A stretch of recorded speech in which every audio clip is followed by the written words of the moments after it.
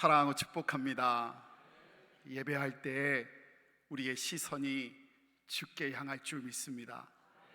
그리고 그 시선을 주님이 아시고 주님의 시선을 우리에게 향해 주실 줄 믿습니다. 오늘부터 부활의 예수님을 따르라 제자, 새로운 설교 시리즈가 시작됩니다. 예수님의 12제자, 예수님을 따랐던 그 제자들을 하나씩 살펴보려고 하는데요, 지난주 말씀드렸던 것처럼 복음서에는 그 제자들이 하나같이 부족한 사람, 연약한 사람, 한심한 사람들로 그려집니다.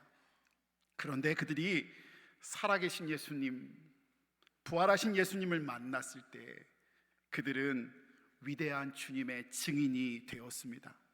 소원합니다. 말씀이 나눠지며 한 사람 한 사람 알아갈 때마다 성령님 우리에게 역사하셔서 그냥 지식이 늘어가는 것을 넘어 살아계신 예수님과 동행하며 능력 있는, 생명 있는 부활의 증인으로 우리를 사용하시는 역사를 이루시기를 소원합니다. 첫 번째 함께 나눌 제자는요, 베드로입니다. 베드로는 12제자 중 우리에게 가장 잘 알려진 제자입니다. 성경에 가장 많이 등장하고요, 그 횟수만큼이나 보여지는 모습도 다양합니다. 얼마나 다양하던지요, 이번에 정리해 보니까요, 이름도 여러 개예요. 이름마저도 여러 개예요. 원래 그의 이름은 헬라어로 시몬, 그리고 아람어, 그들의 생활 언어인 아람어로 시므온이었습니다. 그런데 그런 그들에게 예수님께서 친히 바위, 반석이란 뜻의 이름을 지어주셨는데 그 이름이 바로 아람어로 게바, 그리고 헬라어로 베드로입니다. 그리고 또한 다른 부분에서 약간 겸손의 표현으로 그의 아버지 이름을 부르며 요한의 아들이라고 부르고요, 앞에 예전에 한번 설명을 한 적이 있었는데 바로 시작하는 건 누구누구의 아들이란 뜻이라고 한 적이 있었어요. 바라바, 아버지의 아들, 디메오의 아들, 이렇게 설명한 적이 있어요. 그래서 똑같은 의미인데요, 바요나 시몬이라 불리기도 합니다. 이름이 참 다양하지요. 우리가 잘 알다시피 베드로의 직업은요, 갈릴리 어부였습니다. 그래서 고기 잡다 예수님을 만나고요, 또 고기 잡다 부활하신 예수님도 만났습니다. 저는 이게 너무 기뻐요. 여러분의 생업 가운데 주님이 찾아오실 줄 믿습니다. 게다가요, 그가 살던 갈릴리는 이스라엘 북쪽 지역으로 남쪽 사마리아와 유다 지방에 비교할 때 소외되고 경제적으로 빈곤한 사람들이 모여 살던 곳이었습니다. 그런 갈릴리의 어부였으니요, 이 베드로 많이 배운 것도 아니었을 것이고 사회적으로 영향력이 있는 자도 물론 아니었을 것입니다. 베드로는 그냥 이게 맞을까요? 촌스럽고 투박한 사람이었습니다. 게다가 성경 여러 곳을 보면 그의 성격을 이야기해 주는데요, 그는 늘 충동적이고 감정 기복이 있었고 특히 누구 앞에 나서기를, 자기를 드러내기를 좋아하는 인간적인 안목으로 볼 때 베드로는 평범하다 못해 초라한 사람이요, 불안정하고 충동적인 사람이었습니다. 그런데 그런 그가 예수님을 만나, 특별히 부활하신 예수님을 만나 사도행전에 완전 다른 사람이 되었습니다. 오늘 본문 말씀 사도행전 3장이 그걸 잘 보여주는데요, 오늘 사도행전 3장은 2000년 전 예루살렘 성전 미문 앞에 일어난 베드로의 사건을 전해줍니다.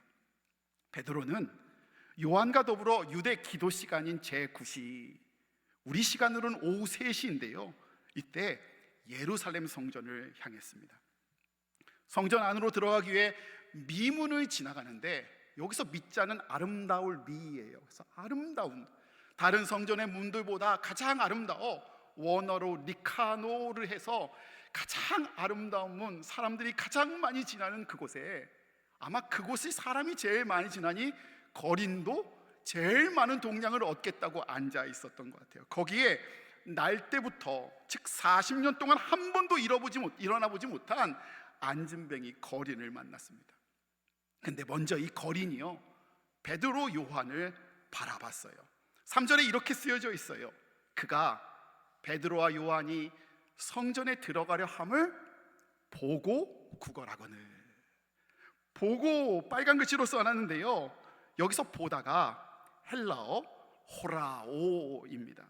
영어로 따지면 see 정도 돼요. 특별한 의미로 본 것이 아니라 의미 없이 눈에 힘을 빼고 힘을 건한 눈으로 그냥 쳐다본 거예요. 어떤 눈빛인지 아시지요? 그렇게 쳐다봤어요. 그도 그럼직한 게요, 이 안진뱅이 거리는 평생 그 자리에서 공부를 하거나 무엇을 하는 것이 아니라 구걸을 하고 있었으니 자기 앞에 지나가는 사람이 누구인지 그게 별반 중요하지 않아요. 그냥 사람이 지나가기만 하면 기계적으로 한 품 줍쇼, 한 품 줍쇼, 한 품 줍쇼 이렇게 구걸만 하면 되니 그렇게 똑바로 누구인지 볼 필요가 없었던 겁니다. 그런데 그때 베드로의 반응이 놀랍습니다. 이어지는 4절에 등장하는데요, 베드로는 안진뱅이 거린을 사실 얼마든지 지나쳐가고 무시할 수 있었어요. 그러나 베드로는 그렇게 하지 않고 그 자리 거린 앞에 멈춰 서서 4절의 말씀, 빨간 글씨 보이세요? 주목하여 안진뱅이를 쳐다봤습니다. 여기서 주목하다가 헬라어 아테니조인데 영어로 gaze, 응시하다, 바라보다. 안진뱅이는 힘얼건 눈으로 의미 없이 베드로를 보았을 뿐인데요, 베드로가 그를 주목해서 본 거예요. 여러분, 이게 대단한 거예요. 제 생각에는요, 이날 안진뱅이하고 베드로하고 처음 만난 거 아니에요. 그동안 40년 동안 안진뱅이는 늘 그 자리에서 구걸했고요, 예배당에 올라올 때마다 베드로는 어쩌면 그 미문을 지나쳤을지도 모릅니다. 그렇게 한 번도 그 앞에서 주목하여 서서 바라보지 않았던 안진뱅이를 지금 바라보고 있는 거예요. 그동안은 높은 아름다운 미문의 시선을 뺏기거나, 혹은 얼마 전에 유대 종교 지도자들이 예수님을 사형 선고 내렸는데 그들을 혹시 마주칠까 걱정돼 시선을 여기 피하고 저기 피하느라 마음을 두르나 피할 수도 있었어요. 그런데 굳이 베드로는 그 자리에 서서 주목해서 그를 바라본 거예요. 부활하신 예수님을 만난 다음에 베드로의 뭐가요? 먼저 시선이 변한 겁니다. 사랑하는 여러분, 하나님은 하나님의 일을 이루실 때 먼저 시선을 바꾸게 하시는 분이십니다. 우리의 시선을 먼저 바꾸실 때 하나님은 하나님의 일을 시작하십니다.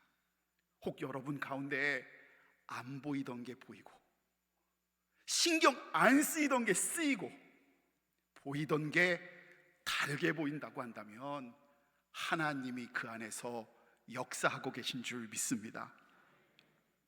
베드로의 시선이 이렇게 변하자 안진뱅이의 시선도 달라졌어요. 이어지는 5절에 그가 그들에게서 무엇을 얻을까 하여 바라보고는 쓰여져 있는데, 여기서 바라보고는 또 다른 단어예요. 헬라어 에페코인데요, 영어로 따지면 pay attention, give attention, 집중하다, 붙잡다의 의미입니다. 즉 건성이던 안진뱅이 시선은 이제 온통 자기 앞에 서 있는, 자기를 주목하고 있는 베드로에게 집중된 순간이었습니다. 그런데 그때요, 베드로의 진정한 특별함이 등장합니다. 베드로는 그때 진정 구해야 할 것, 그 안진뱅이가 진짜 바라봐야 할 것을 그자에게 알려줍니다. 6절 말씀에 등장하는데요, 우리 6절 말씀을 한 목소리로 함께 읽기를 원합니다. 함께 읽습니다. 은과 금은 내게 없거니와 내게 있는 이것을 내게 주노니 나사렛 예수 그리스도의 이름으로 일어나 걸으라. 아멘. 아멘. 은과 금은 내게 없거니와 내게 있는 것을 내게 주노니 나사렛 예수 그리스도의 이름으로 일어나 걸으라. 많이 들어보셨지요? 나사렛 예수의 이름으로 일어나 걸어라, 이 말씀 많이 들어봤을 거예요. 그런데요, 참 신기한 게 이번에 말씀 준비하면서 이상한 게 하나 제 마음에 찔렸어요. 은과 금은 내게 없거냐, 이거 굳이 말하면 안 돼. 말 안 하면 안 돼요? 예를 들면요, 그냥 나사렛 예수 이름으로 일어나 걸으라 하면 되잖아요. 의미가 똑같지 않아요? 여러분, 어떤 집사님이 제게 기도를 부탁하러 오는 거예요. 근데 제가 그 집사님한테 기도해 주면서 굳이 현금과 카드는 내게 없거니와, 은혜가 돼요? 어쩌라고요, 목사님? 그럴 거예요. 그런데 지금 베드로가 지금 굳이 은과 금이 내게 없다라고 말하고 있는 거예요. 자기의 부족함을, 자기의 없음을, 결핍을 굳이 말하고 있는 거예요. 왜 그럴까? 왜 그럴까 기도하면서 묻는데요, 이유는 딱 한 가지더라고요. 베드로가 원한 것은 은과 금을 바라보길 원한 게 아니라, 앞에 서 있는 베드로를 바라보길 원하는 것이 아니라 예수의 능력을 보기를 원했던 마음이더라고요. 나는 연약하지만 내 안에 계신 예수님이 강하심을 보여주고 싶었던 것이요, 에페코, 집중해야 할 것이, 진짜 바라봐야 할 것이 바로 앞에 서 있는 내가 아니라 예수 그리스도, 부활하신 예수님이심을 알고 드러내고 있는 거였어요. 사랑하는 여러분, 우리가 진짜 바라봐야 할 것은 앞에 사람이 아니라 우리 안에 계신 예수님, 부활의 예수님이신 줄 믿습니다. 복음서 제자들의 기록, 베드로의 기록, 그 한심한 제자들에 대한 기록이 저는 이와 같은 거라고 믿어져요. 사복음서요, 마태, 마가, 누가, 요한, 이렇게 사복음서지요. 이 중 가장 먼저 기록된 복음서가 마가복음입니다. 이 마가복음은요, 베드로전서 5장 13절 말씀처럼 내 아들 마가, 베드로전서 누가 썼어요? 몰라요? 베드로가 썼어요. 그런데 내 아들 마가라고 하면 지금 베드로가 자기 아들과 같은 마가라고 이야기하고 있는 거잖아요. 즉 마가복음은요, 베드로에게 아들만큼 친밀한 제자 마가가 기록했어요. 친하다고요, 아들 같은 제자라고요. 그리고 당시 초대교회의 최고의 리더십은, 이 마가복음이 쓰여질 때 최고의 리더십이 누군지 아세요? 제가 어려운 거 물어본 적이 있나요? 지금까지 나온 거 대충 말씀하시면 돼요. 베드로요. 그때 최고의 리더십은 베드로예요. 여러분, 근데 좀 심각하지 않아요? 교회의 최고 리더십이 베드로인데요, 지금 사랑하는 제자 마가가 쓰고 있는데 어떻게 마가복음에 베드로의 기록을 그렇게 쓸 수 있죠? 예를 들면 우리 교회 역사를 편찬하는데 그거를 우리 전도사님 목사님한테 맡겨놓은 거예요. 그래서 써오는 거예요. 아시지요? 제가 잘하는 것도 있고요, 물론 못하는 것도 있어요, 없어요? 그렇게 보이세요? 있지요. 그런데요, 우리 전도사님이 쓸 때 좀 잘하는 것은 좀 많이 쓰고 못하는 것은 적게 쓰거나 흐릿하게 쓸 수 있잖아요. 그런데 일부러 못하는 것만, 일부러 없는 것만, 일부러 금가운 없는 것만 너무 따박따박 써오는 거예요. 그러면 제가 전도사님 불러서 뭐라고 하죠? 왜 이래? 나 미워? 이렇게 따지지 않겠어요? 그래 좀 고쳐줘 라고 부탁 안 하겠냐고요. 근데 마가복음에는 그런 가감 없이 너무 적나라하게 사랑하는 제자 마가가 썼음에도 불구하고 사랑하는 스승 베드로에 대해서 쓰면서 너무 부족한 것들을 적나라하게 그대로 또 드러내고 있어요. 왜 그럴까? 희석해 줄 수 있는데 왜 그렇게 할까? 이는 제자 마가가 사랑하는 스승 베드로를 비하하고 있는 것이 아니라 베드로가 스스로 그의 실패를 부인하지 않고 인정하는 것이요, 자신이 위대하지 않은 것을, 실패한 것을, 자신이 성전 미문 거린이 원하는 은과 금이 없는 자임을 인정하며 자신이 아니라 우리가 바라봐야 할 것이 예수님이심을, 예수님의 위대함을 드러내고자 하는 의도인 거예요. 자신을 바라봐야 할 것이 아니라 시선을 온전히 예수님, 부활하신 예수님께만 돌리고 있는 거예요. 이해되세요? 여러분, 베드로가 어떤 사람이라고 했지요? 베드로는 나서기 좋아하는 사람이었어요. 베드로는 자기를 드러내기를 좋아하는 사람이었어요. 베드로는 온통 성경에 남 이야기, 여론, 세상만 의식하던 사람이었어요. 예수님으로 인해 물을 걸으면서도 폭풍의 시선을 빼앗겨 두려움의 물에 빠졌던 자, 시선을 잃었던 자.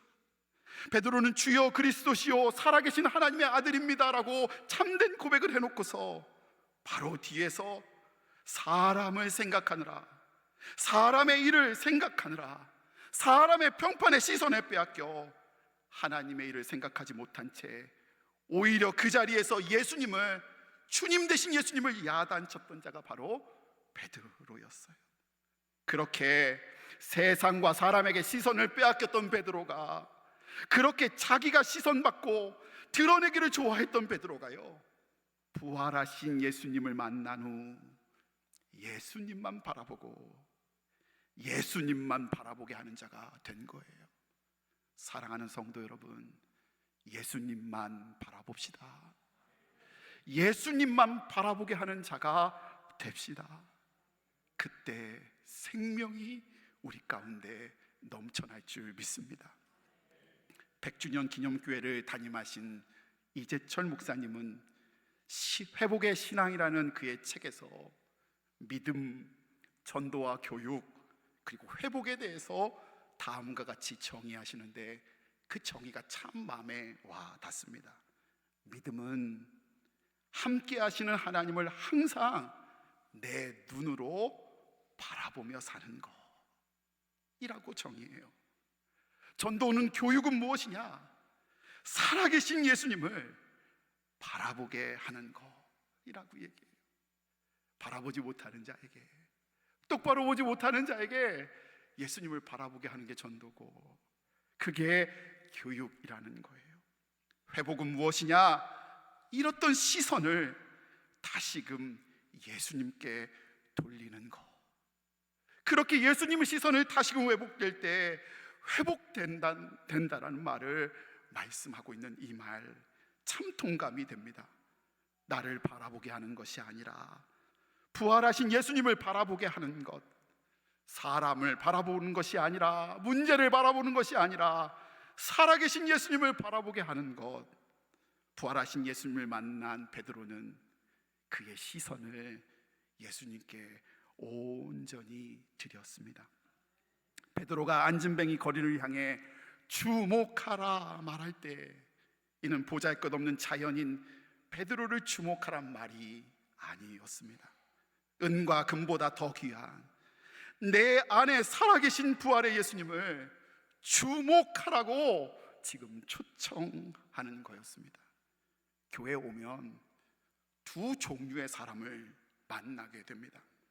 첫 번째 사람은요, 나를 보라고, 나를 봐달라고 하는 사람이 있어요. 있다고요.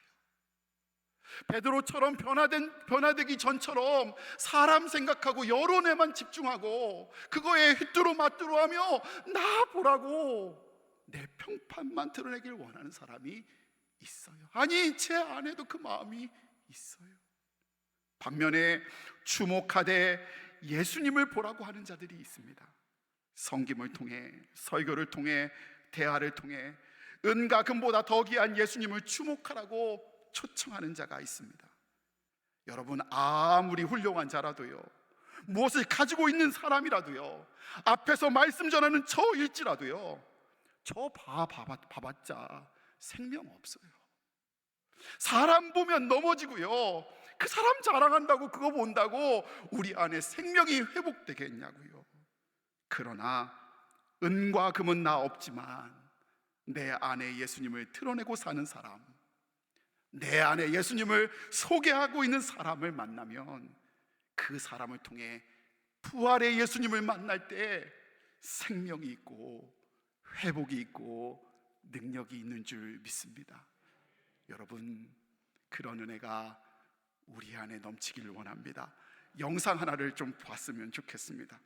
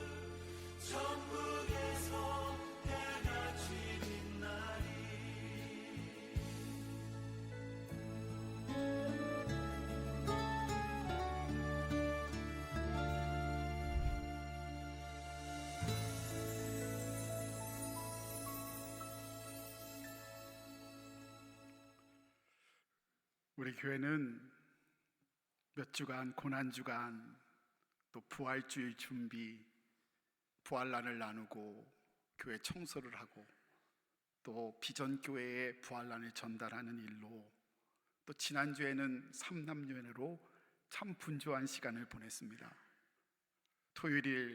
지난 토요일에는 새벽같이 나오셔서 밤늦게까지, 저보다 교회에 오래 계신 분도 봤습니다. 평소와 다르게 작업복 차림에 땀이 범벅이 되어, 먼지가 범벅이 돼서, 또 연애 주차 봉사로 얼굴이 시커멓게 타신 분도 계시고, 그런데 연애가 다 끝나고 부활주일이 끝나고 전화 몇 통을 받았습니다. 첫 번째로 전화 받은 사람은 우리 교회를 통해서 섬김을 받은 비전교회의 목사님이셨어요. 전화를 받자마자 울기 시작하세요. 교인들이 빛도 없이 영광도 없이 부활란을 자기 교회 이름을 다 붙여서 포장해서 가지고 와 철저하게 예수님의 이름으로만 섬겨주고 가셨다고, 너무너무 고맙다고, 그러면서 우리 교회 성도들을 통해 예수님을 보았다고 이렇게 말씀해 주시더라고요. 그리고 지난 연애는 끝나고 여러분에게 인사를 들었어요. 근자 들어서 이렇게 순적히 진행되고 은혜로운 연애는 본 적이 없다고. 근데 무엇보다도 고마운 건 섬기시는 모든 성도님들을 통해 밝은 미소를 보았고, 한 분도 빼거나 뭐하지 않고 기쁨으로 섬겨주는 그 모습에 예수님의 미소를 보았다고 하며 온전히 은혜 받았다고 이렇게 얘기해 주셨어요. 사랑하는 여러분, 너무 감사하고 복된 것을 그 누구 한 사람도 나를 봐라가 아닌 예수님의 시선을 두고 예수님께 집중한 섬김을 감당해 주셔서 너무너무 감사합니다. 저는 주님이 그 일을 우리에게 허락해 주셨고, 베드로에게 그랬듯 우리에게 놀라운 하나님의 역사를, 우리 제주중앙교회를 통해서 하나님의 크신 뜻을 이루실 줄 믿습니다. 사랑하는 제주중앙의 성도 여러분, 금과 음이 없던 베드로를 예수님은 굳이 증인으로 불러주셨습니다. 부족한데 아무것도 없는 그임에도 불구하고 말입니다. 그런데 참 신기한 건 주님이 불러주셔서 사용될 때 사도행전 2장에선 그는 능력의 설교자가 되었어요. 학식 없었던 그가, 여전히 투박한 사투리로 말했던 그가요, 대제사장 율법학자들이 율법과 성경의 지식을 다투듯 자랑하는 예루살렘 한복판에서 설교로 하루 만에 3,000명이 예수님을 믿고 세례받는 역사를 누구요? 증인된 베드로를 통해 이루어 주셨습니다. 하나님이 그를 능력의 치유자로 3장에 불러주셨습니다. 40년 동안 한 번도 걸은 적 없었던 선천적 안진뱅이를 베드로를 통해 일으켜 세워주시고, 걷고 뛰게 하시고, 뿐만 아니라 예배 회복하는 자로, 성전 안으로 들어가는 자로 영혼의 회복을 허락해 주셨습니다. 사도행전 4장에서는 베드로를 주님은 용기 있는 증인으로 사용해 주셨습니다. 베드로가 선 사내들인 법정은 불과 며칠 전에 예수님께 십자가 사형 선고가 내려졌던 곳입니다. 그런 무서운 곳이에요. 근데 주님이 부르시고 그 안에 살아 역사하셔서 그는 담대함으로 예수님만 증언하는 복음의 증인이 되게 하셨습니다. 베드로가 위대합니까? 아니요, 불러주신 주님이 위대하십니다. 사랑하는 여러분, 주님이 오늘도 우리를 불러주십니다. 우리 안에 능력 되시는 주님이 우리를 부활의 증인으로 불러주십니다. 우리가 베드로처럼 주님께 시선을 둘 때 부르신 주님이 우리에게 능력 주셔서 생명의 증인으로 우리를 삼아 주실 줄 믿습니다. 크신 하나님의 뜻을 이루어 주실 줄 믿습니다. 우리 이 시간에 가슴에 손 얹고 하나님의 부르심 함께 찬양하고 결단하고